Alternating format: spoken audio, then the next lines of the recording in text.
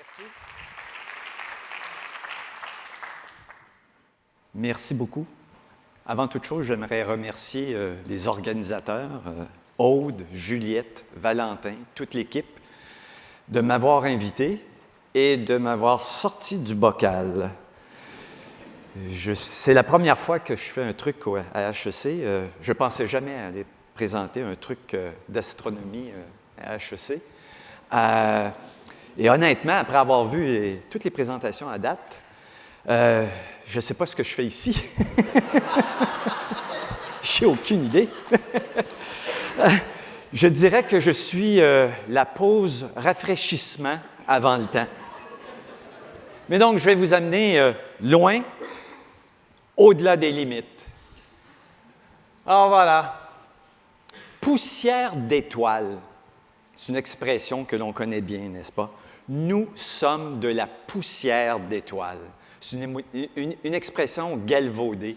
Il y a des livres qui portent ce titre, n'est-ce pas? Un des livres d'Hubert Reeves, entre autres. Et elle est vraie, n'est-ce pas? Tout à fait vrai. Quand je regarde ma main, regardez votre main, regardez votre voisin, votre voisine, regardez tout ce qui nous entoure dans la pièce ici ou à l'extérieur. Tout ça, c'est fabriqué avec des atomes de carbone, d'azote, d'oxygène. Il y a du fer, il y a du nickel, il y a du manganèse, il y a du sodium. Tous ces éléments viennent de l'espace. Ils viennent du cosmos. Et donc, l'expression est tout à fait appropriée. Nous sommes fabriqués avec du matériel qui a été forgé dans le cœur des étoiles.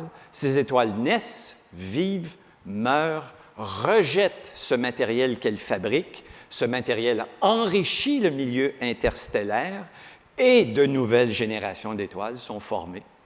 Notre étoile, le Soleil, le système solaire, s'est formé il y a environ 4 milliards 600 millions d'années avec du matériel qui a été enrichi par de nombreuses étoiles.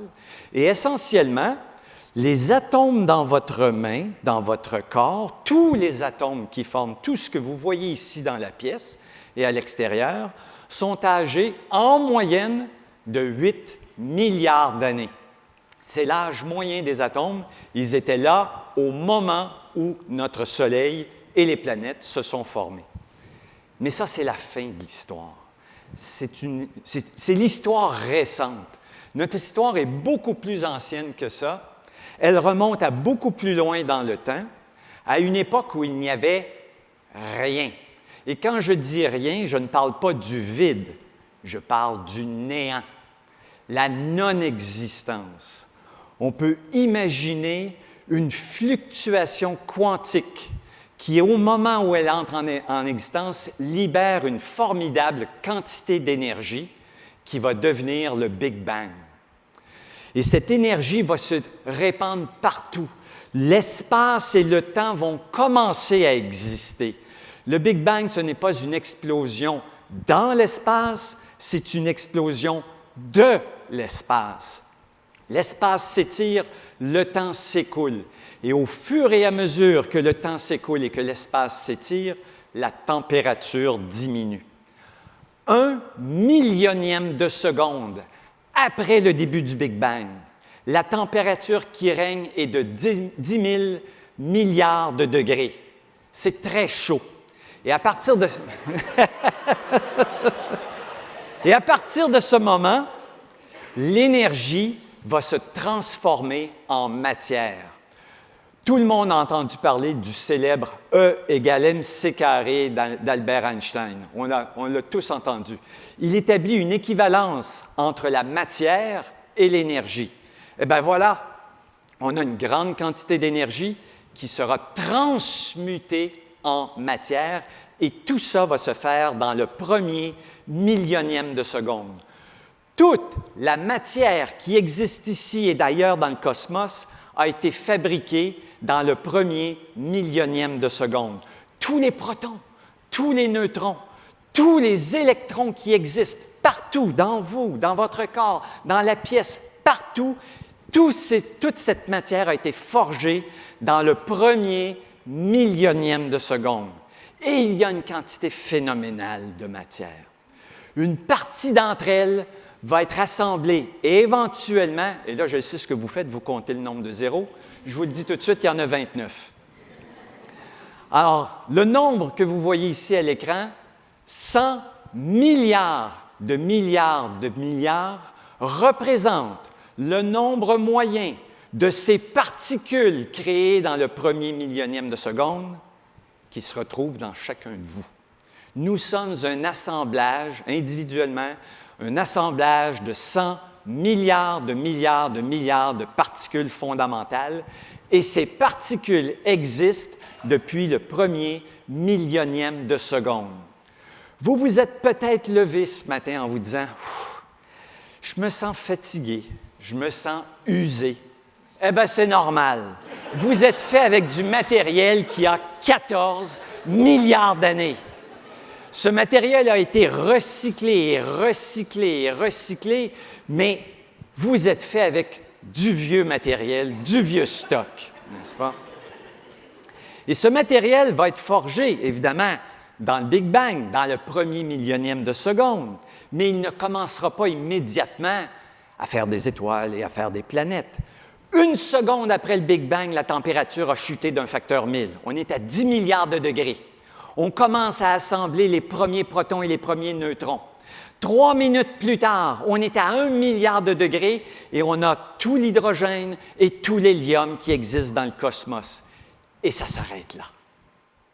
Il faudra attendre 380 000 ans lorsque la température va atteindre un très confortable 3000 degrés pour qu'on puisse voir les premières structures se former, les premiers agrégats de matière, microscopiques au début, mais qui lentement mais sûrement vont croître.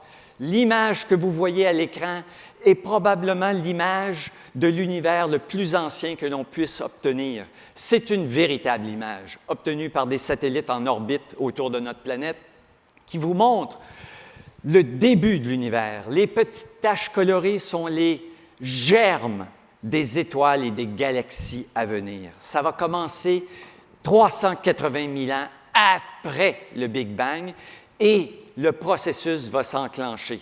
On va voir les premières étoiles et les premières galaxies se former et 14 milliards d'années plus tard, ben voilà, nous observons le cosmos rempli de galaxies, chacune composée de 100, 200, 300 milliards d'étoiles, un cosmos qui s'étire constamment et dont l'étirement va de plus en plus rapidement et la température chute constamment.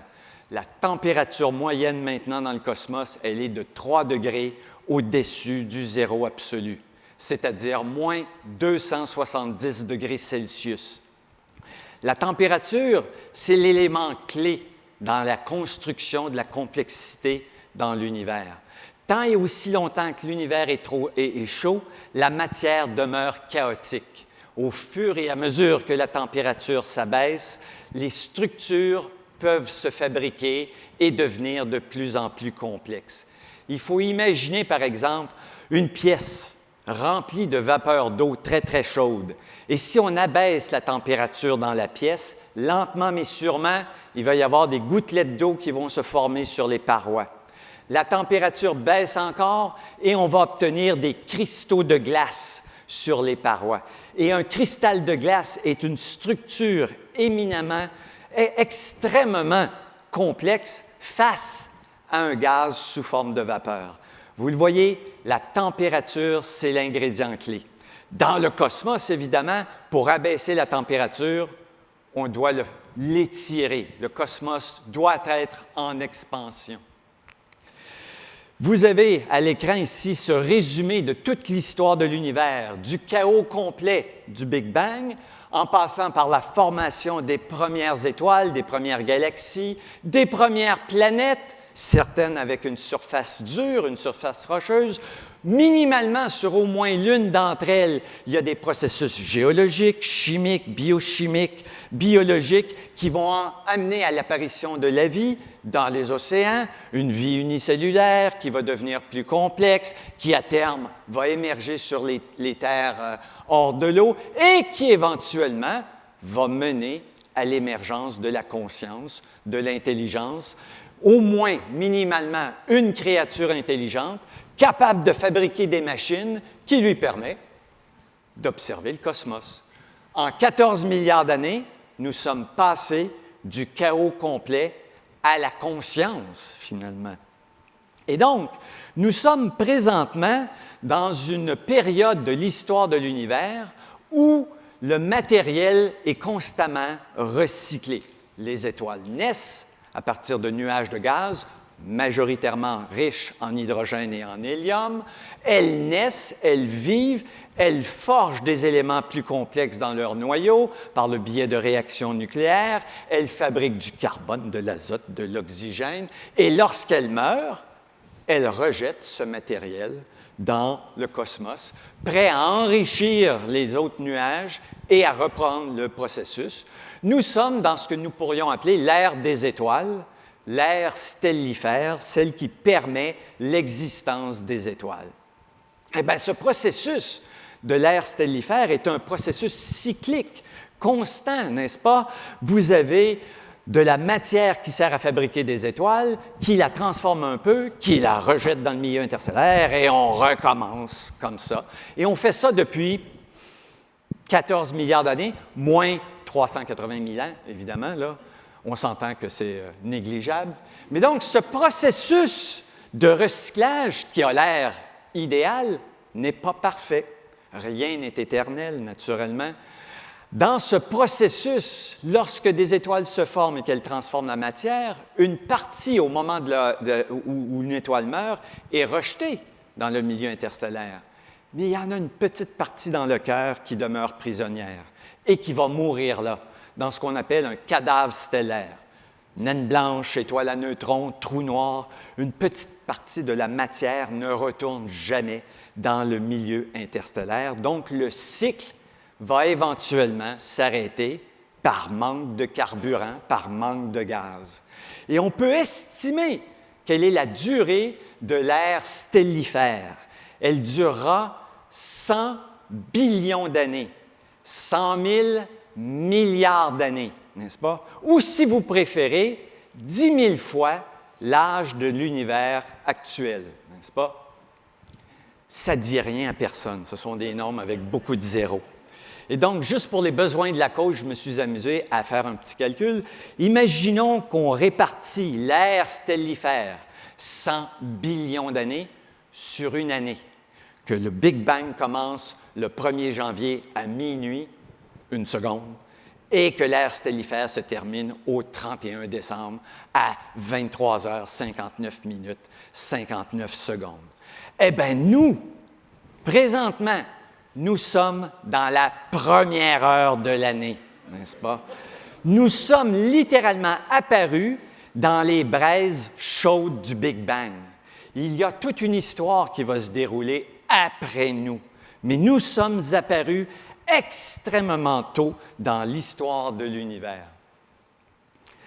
Nos ancêtres ont observé le ciel. De tout temps, on a observé le ciel. Et nos ancêtres étaient d'excellents observateurs du ciel, nettement meilleurs que la plupart de nos contemporains, là. Je ne m'inclus pas là-dedans, là, mais ça, c'est une déformation professionnelle. Mais donc, nos ancêtres observaient le ciel et ils étaient de fins observateurs du ciel. Et le ciel remplissait toutes sortes de fonctions pour eux. Le ciel était un outil, par exemple, pour mesurer l'écoulement du temps. Vous regardez le mouvement du soleil dans le ciel, qui se lève à l'est, qui monte, qui se couche à l'ouest. Vous plantez un bâton dans le sol et vous obtenez un cadran solaire. Et donc, le ciel avait une fonction utilitaire, mesurer l'écoulement du temps dans une journée.